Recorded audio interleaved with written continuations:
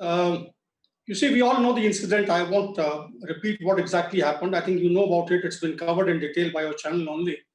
But I think more importantly is the intent. What is the intent of Chinese in this area? It's very clear that they want to alter the status quo. They want to unilaterally come and sit down over there, alter the LSC's alignment, which so far has been perceived to be far away from the Galwan Valley. They have come into a number of 3 areas, in fact, which have been mentioned by your channel only earlier. But I think of interest because we've been having in Pangangso these things in the past as well.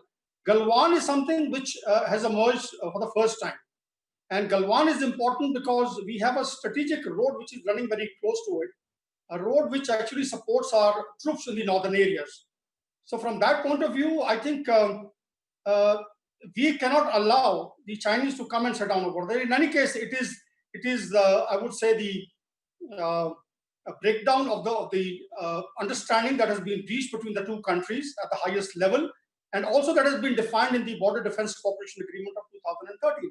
So from that point of view, firstly, the intent is that they have come there, and I do not think they will go back. They have dug their heels, and it is only because of that. Otherwise, you wouldn't have had the Honorable Prime Minister come and make a statement of this nature, where he's given a very firm message to China that, look, we mean business. I mean, you can forget about what happened in the past. We want to resolve this amicably. We want to be friends.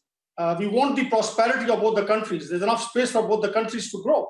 But we would not tolerate anyone, getting into our sovereignty or perhaps playing around with our integrity. So from that point of view, I think it's a very strong message that has gone out. It has definitely taken the entire operation from the tactical arena into the strategic arena. And we've had just some time back, the talks were on between the foreign ministers. They have spoken to each other. But what the result has come out is yet to be seen. But I personally feel it will be more of glib talk. They'll continue to speak to each other. Military level it will go on. But I do not think that the Chinese PLA is going to withdraw. And therefore, one has to look for options which will compel the Chinese PLA to go from there and restore status quo ante. General Bikram Singh, if I can then ask you, what really transpired on 15th of June and thereafter? Do you think the nature of talks perhaps would essentially change, given the fact that perhaps now India would be extremely cautious, given the fact that they have not adhered to the agreements to begin with, the June 6th agreement that they were basically, both the parties had agreed to, and clearly the fact that what China is essentially doing at this point in time, they are being essentially belligerent, continuing with these 4 camps at Galwan Valley is what we are given to understand. So do you essentially see a change in the days to come as far as military level talks are concerned? Yes, it's going to be a stalemate. You take it from me. You see, because the talks that happened on the 6th of June between the co-commanders at that level, they sent their major general. I think that it was quite evident. I mean, the very fact that no statements came out, one could conjecture, one could sort of, infer that things had not moved the way we wanted.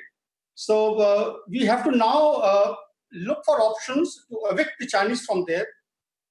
Try diplomatically, as the Prime Minister has said, he's kept the doors open for a negotiated solution to this particular problem.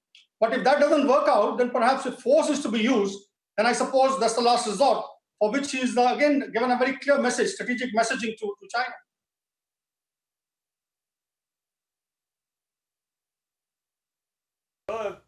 Major Gaurav Arya, sir, Jai Hind.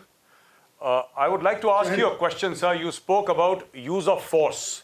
You said it was the last resort, sir, and then we would try to sort of resolve it by dialogue, by diplomatic means, but using force is the last resort. Sir, my question to you is hypothetical. If it comes to the use of force, what are the options do we have, sir? If it comes to that. Look, I think discussing this in the studios may actually derail some of our plans. I've been the chief, I've been Eastern Army commander. I know the areas very well. I think we should not be actually talking about this. If you ask me frankly, you are a soldier yourself, and a well-bred soldier, a very competent soldier, and a very nationalist soldier. So I suppose we should leave it out, but let me broadly define conceptually what needs to be done. Look, we've got to continue to have pressure points at the military level, at the diplomatic level, at the economic level, at the informational level. Information, what I'm saying is, a strangulation or isolation of of China, employing United States and other friends of ours, countries which today are peeved with the methodology which is being adopted by China. In fact, if you ask me frankly, the countries through which the BRI is running today are peeved. Countries are getting into the debt trap of China. People are not well placed. The countries, 137 countries through which the BRI is today passing, or it is planned to actually go through, they are not very happy with China. So the point is, it is time now to leverage this sentiment which is anti-China in the region, globally, to put pressure on China. Number one. Number two, economically, I do agree with there is a I would say today people are saying we got to actually do away with the Chinese goods. I think that's a very good move. We must use every possible tool available to us at the highest level, at the lowest level, to make sure we put pressure on China. And we isolate China for its misdeeds, what it is doing. And so from the point of view of when you say options, I said it has got to be an option which is going to be in concert with other elements of national power. That's your diplomatic, informational, economic, psychological, financial, intelligence. All these combined, the action is going to be there, not solely on the military side. So the nation would be deciding as to how to go about doing it. Force being the last resort, and of course, positioning in a manner that we are able to intimidate China or coerce it to fall back to status quo ante, dispositions where they were deployed earlier. That is going to be the ultimate aim if you see at the strategic level. So I would say there are a number of options. Like, for example, we've been talking in terms of, quid pro quo action. That is, getting into certain areas and creating, similar situations for them. But I think it's best left to the tactical commanders, the operational commanders, who have plans. Let me tell you this. There are plans afoot. I won't like to talk about this in the open domain. It's classified. So let the people handle on ground. Let us we all stand united behind the government today, and to make sure that there is a national will, there's a national pride, and we have a unity of effort of the nation today to fight China, and to make sure we get China to do what we want them to do. And we have asked them to do it in a very, I would say, in a very civilized manner through a diplomatic means. Our Prime Minister has appealed to them. But if they don't listen, then I think as a last resort, there is no other option but to use force. Well, General Singh, if I can also then ask you with regards to the fact that the language in which perhaps India speaks to China, and this is something that has been spoken about for quite some time, the current situation where China is largely viewed as a bully, be it Hong Kong, be it Taiwan, be it South China Sea, as far as their own domestic compulsions are concerned, the China dream is concerned, how do you think perhaps India is going to now deal with China, given the fact that they've openly being extremely belligerent, they're openly trying to say that, look here, we are not going to follow what we've been speaking about? Well, I think this intransigence is going to carry on. It's not going to get resolved very soon. Look, one point which we have to remember is that, as nations, gain power, comprehensive national power, and as they attain the status of a regional and global power, and mind you, both Asian giants, both China and India, are rising to those levels. There is a tendency amongst the nations to become aggressive. And that kind of aggression has been visible in Chinese case for quite some time. And that's the reason you just mentioned about South China Sea, East China Sea, its neighbors. It's been slightly hostile, belligerent, very assertive for some time now. I would say about a decade plus. But perhaps China has forgotten that India does not today have a military which is of the 1962 vintage. It's a very accountable, very potent, very responsive element of national power today, the Indian military. And the Indian military has the potential to give a bloody nose where necessary.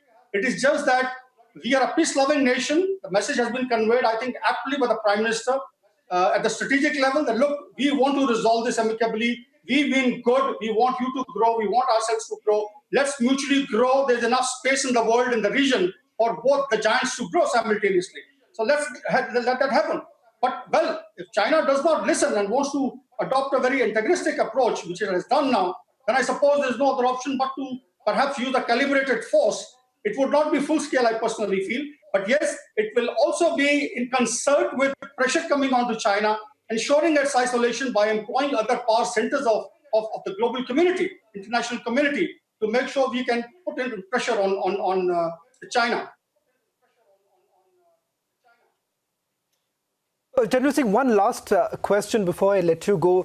You've closely tracked all developments when it's come to this particular frontier. What do you think, in your opinion, has really changed? Because this sort of a heightened tension was last seen perhaps in 1975 when 4 of the Assam Rifles troopers were ambushed. And thereafter, perhaps this is another time we've seen this sort of heightened tensions. What do you think perhaps is the real reason for this sudden aggressive China, beyond, of course, the global compulsion, the pandemic, the handling of the pandemic itself? Do you see any change, particularly any change in the way they are operating, or it's China as usual? Look, we got to understand the bigger picture. You know, I have defined, in fact, my column, which came out in CNN World, I have made a mention of that as to what are the problems today confronting, today China. There are a number of reasons why China has adopted this stance. Let me tell you this aggressive stance. Xi Jinping is on the back foot as far as his leadership is concerned. There are a large number of inadequacies, which have emerged of his governance. You see the joblessness, the shrinking economy, relocation of manufacturing. You see what's happening in today Hong Kong, Taiwan, its relations with the United States. There are hordes of problems China is facing, and there is a sentiment, I would say, an anti-Xi Jinping sentiment, which has been rising actually in China. So I suppose it started off initially, this is my personal belief, that it started off initially as a deflection kind of, as a diversionary kind of a tactics on the part of Xi Jinping to divert the attention of the local masses, youth especially, which has been very active on social media, portraying a very nationalistic stance. It was to divert their attention towards the external challenges which China is facing, rather than the internal challenges which I just highlighted. So I personally feel the aim was that, and of course also an expression of solidarity with Pakistan, which has been on the back foot and it's a strategic partner, all-weather strategic partner. So from that point of view, I would say that the Chinese were definitely under a lot of pressure. They had to do something to take away the attention from the domestic scene. But it has willy-nilly, I think, snowballed into something uglier. And to my way of thinking, I've interacted with a large number of Chinese officers. I had two contingents of theirs when I was the divisional commander of a multinational force in Congo. And there's nothing much to talk about. I mean, as a soldier, I think we should not actually undermine the adversary ever. That's a basic fundamental principle. But let me also tell you in the same breath that there's nothing much to talk about either. So let's not go by that, they are 7 feet tall based on what happened in 62. Today we are a mightier force. Today we are a very potent force. I don't think we should be able to, we are looking into the eyes of China. They must understand this. So there's no way that they can sort of, try and divert their internal problems by trying to create a situation against India, which is going to actually derail let me tell you, their journey towards becoming a superpower. We are also aspiring to become a superpower. But they must understand, it actually does not. It militates against their very national strategy of trying to become, acquiring a status of a regional and a global power. So they must understand this. Perhaps they never expected this kind of a stance of the Honorable Prime Minister. They thought perhaps we'll be timid, which we've been in the past. So that timidity being one of their considerations, perhaps they went into doing this kind of a, activity. But I think it's going to hurt them badly. Well, thank you very much, General Bikram Singh, for speaking to Republic Media Network and putting this into perspective. Major Gauravaria, I think on an optimistic note, we are a mightier force, and that is something that perhaps China must actually look at. Thank you very much, General Bikram Singh, once again, for putting all of this into perspective.